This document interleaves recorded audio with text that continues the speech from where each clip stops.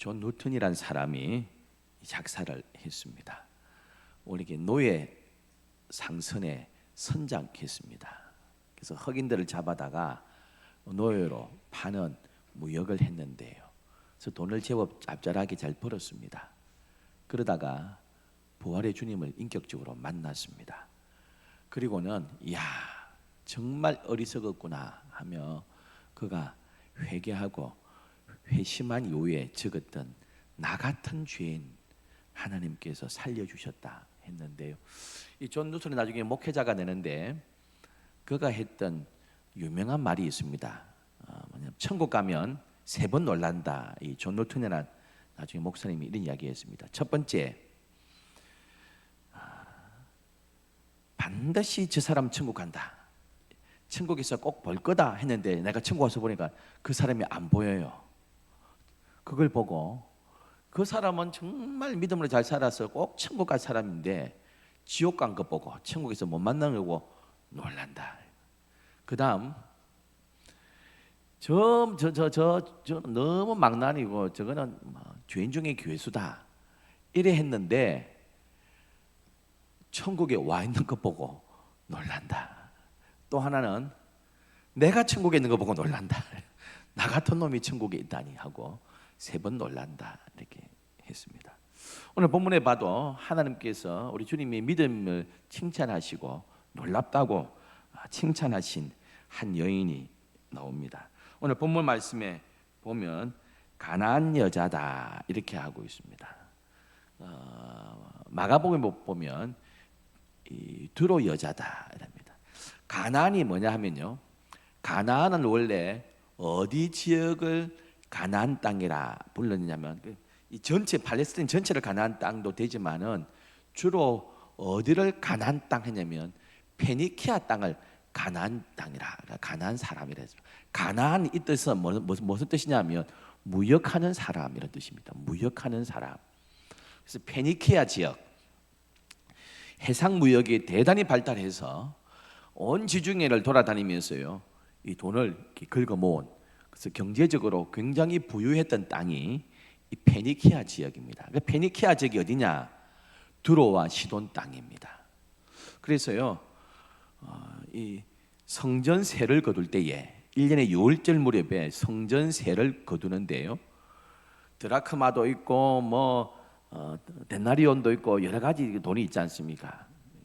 은하가 있는데 성전세를, 그래서 예루살렘 성전에 환전하는 사람들이 있었습니다. 그래서 예수께서 다 상을 덮어 엎으셨잖아요. 내 집을 강도의 굴류로 만들었다. 만인의 기도하는 집인데, 그래서 환전이 필요합니다. 환전 자체가 잘못된 게 아닙니다. 그래서 이 반드시 성전세는 뭘로 내느냐 하면 두로의 은화로 내게 되어 있습니다. 두로의 세겔로 내게 되어 있습니다. 다른 은화는 안 받습니다. 왜냐하면 은 함유량이 얼마 안 됩니다. 그런데 두로의 은화는 은 함유량이 95%가 이상입니다. 그래서 아주 은이 정확하게 들었습니다. 그래서 세금을 거둘 때에, 성전세를 거둘 때에 은이 정확하게 들어있는 이 두로의 세겔을 받게 되어 있습니다. 두로의 세겔에 뭐가 있느냐면요, 멜카르트라는 우상이 딱 그려져 있습니다.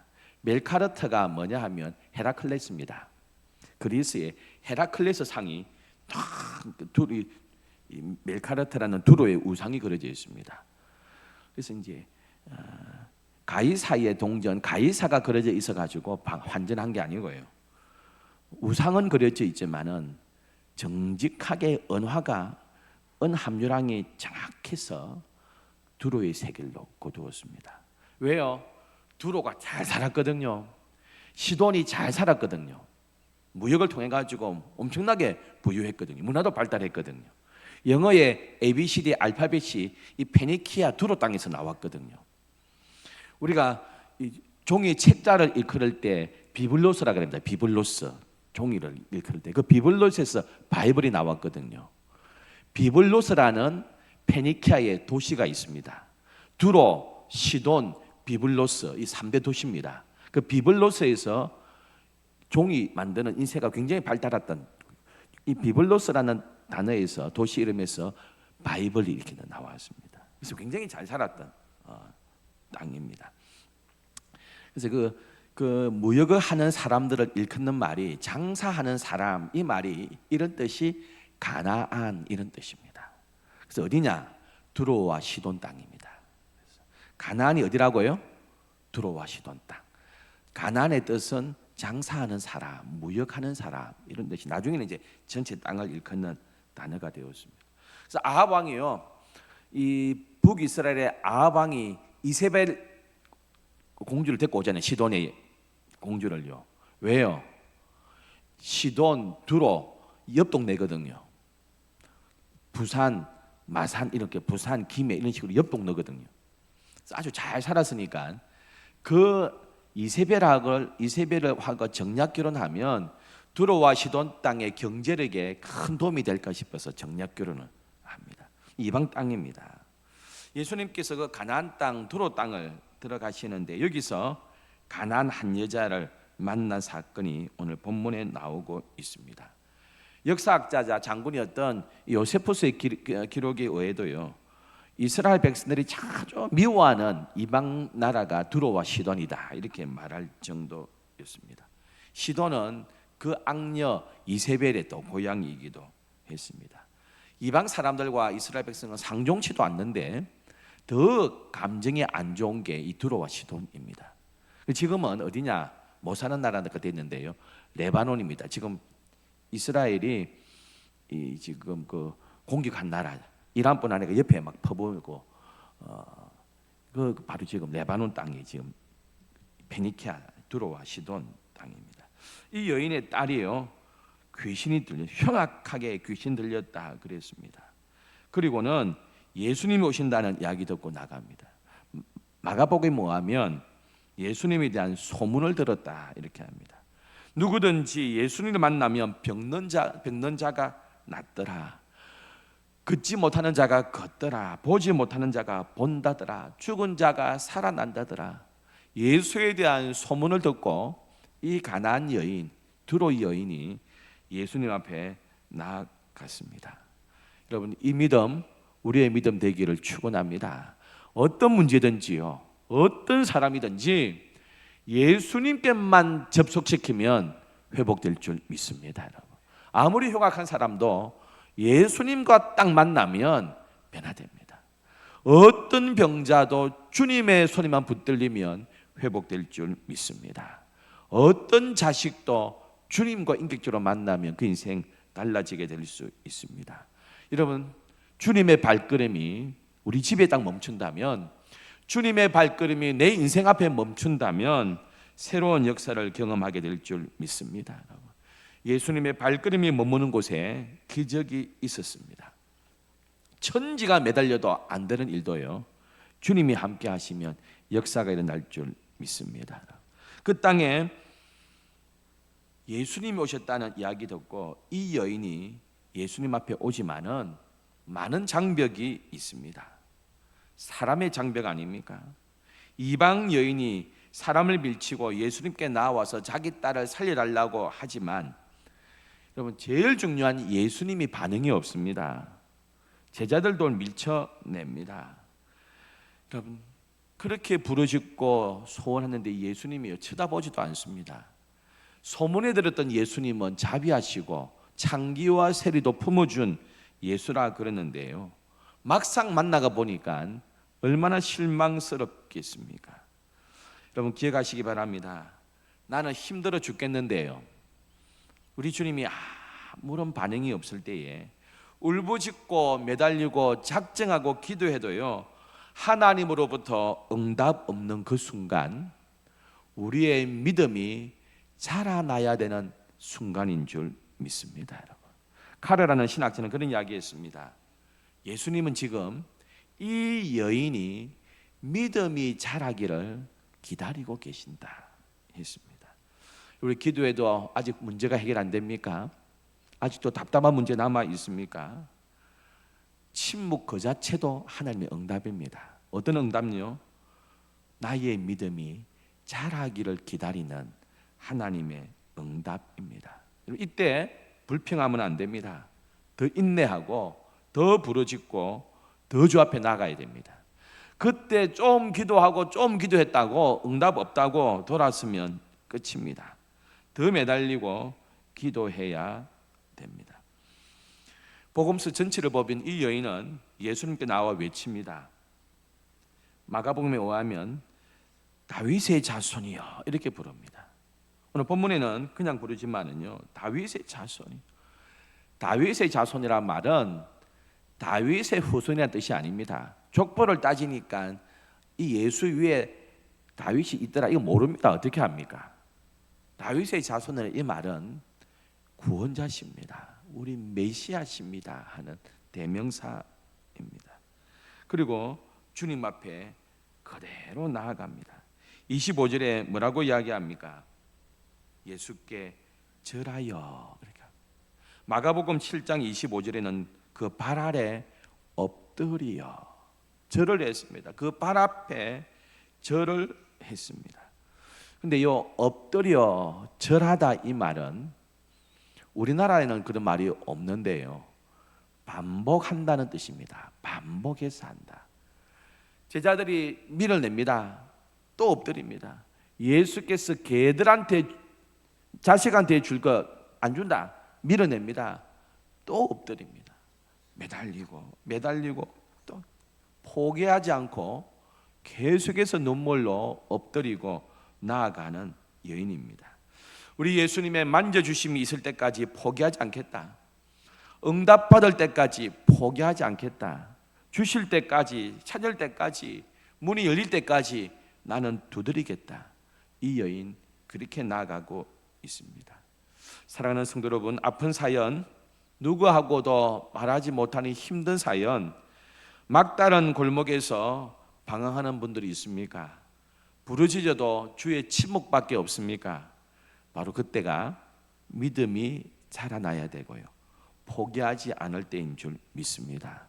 5만 번 응답받았던 조지 밀러 목사님, 이렇게 기도의 비법이 이렇게 이야기했습니다. 응답 올 때까지 기도하라 그랬습니다.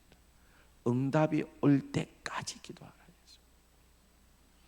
사랑하는 성도 여러분, 믿음으로 구했다면, 주의 뜻대로 구했다면 낙심하지 아니하고 부르짖는 저와 여러분 될 줄 믿습니다.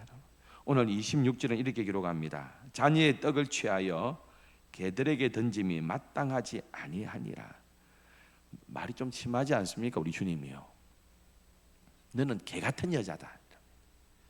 개 같은 이방 여인의 기도를 난 들을 수 없다. 내 자식들 이스라엘 백성 돌보기도 내 바쁘다. 이런 상황에 부딪혔다면 이런 모욕적인 말을 듣고도 계속 기도할 수 있겠습니까?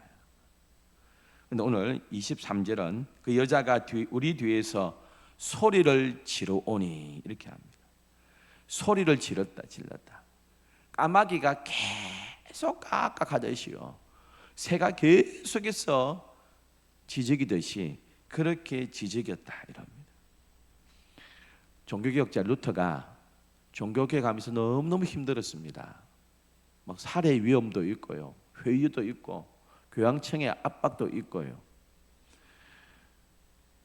집에 들어왔는데요, 빵을 먹으려고 하는데 너무 낙심이 되어 있습니다.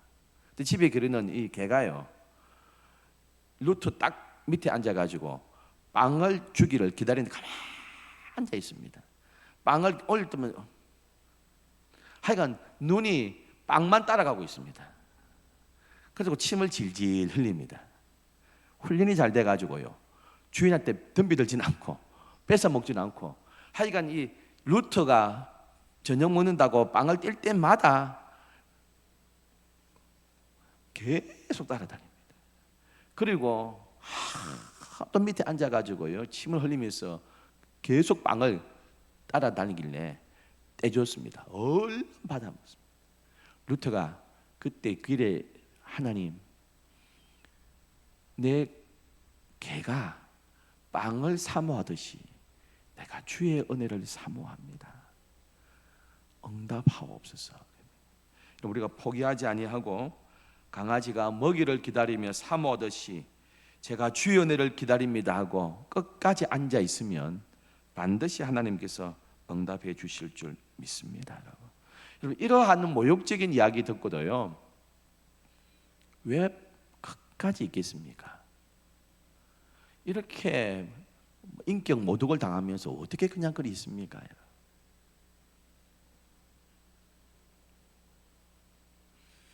여러분, 그 영화 혹시 보셨어요? 요즘 1,000만 명 넘었다는 왕가 사는 남자. 저도 봤거든. 재밌더라고요. 뭐 스펙 큰 인간 냄새가 나고 아주 설교도 그러면 좋겠어요. 영화 감독보다 우리가 설교는 못해서. 그 어몽도라는 사람이 단종 시신을 거두어 가지고 묻어주지 않습니까? 세조가 명령하기를 자기 조카를 죽여놓고요, 단종을 영월 동강에 던져놓고 시신이 동강에 떠 있습니다. 기록에 의하면 동강에 뭐 신자인지 모르겠지만은 시신이 그대로 있었답니다. 물은 흘러가는데 시신은 그 자리에 계속 맴돌았다 그래요. 저 시신을 손대면 삼족을 멸한다 그랬습니다. 반역죄 아닙니까? 말씀대로 삼족은 어마어마합니다. 아버지 쪽, 본가 쪽 다 죽입니다. 어머니 쪽 다 죽입니다. 처가를 다 죽입니다. 3대를 죽이는 게 아니고요, 본가, 외가, 처가 다 죽여버립니다. 그 세 가문이 이 땅에서 없어집니다. 반역죄 아닙니까? 저 단종 시신을 거두는 자 삼족을 멸한다 이랬습니다. 그런데 촌장이었던 이 어몽도라는 사람이 그 시신을 거둬 가지고 묻어주고 자식 데리고 도망가잖아요. 그럼 삼족이 멸하는데 그 어떻게 그 묻었겠습니까? 왕의 명령인데 그 어기고 그 17살밖에 안 된 단종 그 시신을 거두고 묻어주고 도망가잖아요. 왜 그걸 했겠습니까, 여러분? 그런 이야기 생각이 들어요. 17살 아닙니까? 죽은 단종이에요. 10대 아닙니까? 자식이라고 생각했던 것 같아요. 자식 마음대로. 단종하고 우리 지내다가 여러분, 내 자식이 있으면 대통령이 하지 말아도 그거 못 하겠습니까? 자식이면 가서 묻어줍니다. 내 자식이라는 마음으로 간 것 같아요. 70번씩 7번 용서되겠습니까, 여러분? 몇 번 용서할까요? 랍비들은 3번 용서하라 그랬거든요. 근데 70번씩 7번 용서됐겠어요? 저 그 성경 구절을 묵상하다가 용서되더라고요. 용서됩니다, 여러분. 왜 용서되는 줄 아세요? 지 자식이면 용서합니다. 자식은 용서됩니다.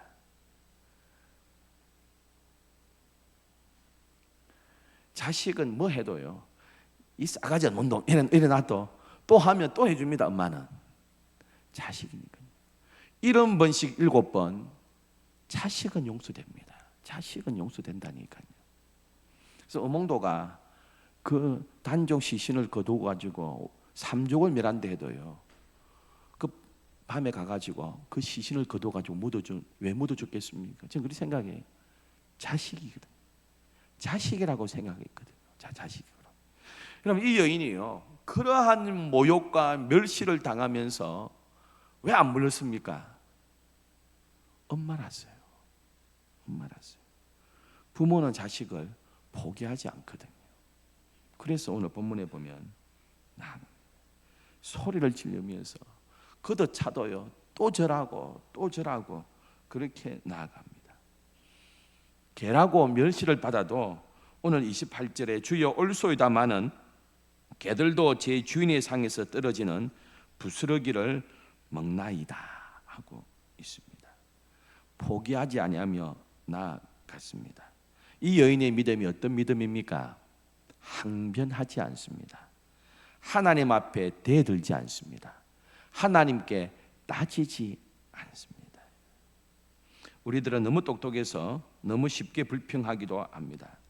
그러나 우리 주님은 우리 삶들을 다 아십니다.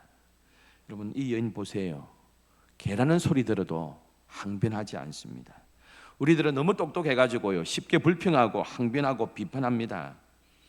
항변하지 않고 주님께 대들지 않고요, 내 경험, 내 상식, 내 판단에 맞지 않아도 끝까지 믿음으로 나아가는 믿음입니다.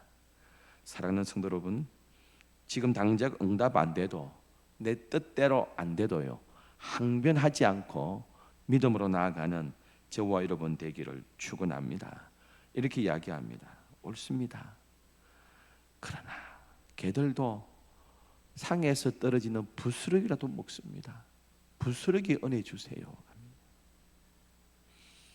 여러분, 주님 앞에 부스러기 은혜도요, 너무 귀합니다. 홍해를 가를 때 어떻게 갈랐다고요? 시편 말씀에 의하면 큰 기적 아닙니다. 부스러기로 그냥 했습니다. 이랬습니다. 콧김과 꾸지람으로 물밑이 드러났습니다. 하나님께서 그 홍해를 가리시기 위해서요, 막 고민하고 생각하고 이런 거 아니었습니다. 콧김으로 갈라버렸습니다. 부스러기 은혜로 갈랐습니다. 홍해가 쫙, 콧김 하나에 홍해가 갈라집니다. 여러분, 지금도요, 하나님의 부스러기 은혜만 있어도 우리 삶에 역사가 일어날 줄 믿습니다. 하나님의 은혜는 부스러기라도 놀랍습니다. 주의 은혜는 부스러기라도 너무 귀합니다. 사랑하는 성도 여러분, 어떤 어려움에서도 포기하지 않는 저와 여러분 되기를 주 이름으로 축원합니다. 부스러기 은혜만 있어도요, 우리는 모든 인생이 달라지는 역사를 봅니다. 마태는 마지막 예수님의 말씀을 놓치지 않고 우리에게 전해주는데요, 예수께서 대답하여 이르시되 여자여, 내 믿음이 크도다. 내 소원대로 되리라. 오, 여자여 라고 했습니다. 감탄사입니다. 여러분, 여기서 크다 할 때 메가 이런 단어 쓰고 있습니다. 메가 처치 하잖아요. 메가톤급이다 하잖아요. 그때 나온 단어가, 헬라 단어가 메가톤, 이게 나오고 있습니다. 믿음이 메가톤이다. 메가톤, 어마어마하다 하고 있습니다. 놀랍도다. 여자야, 네 믿음이 메가톤급이다. 주님을 감동시켰던 기도입니다.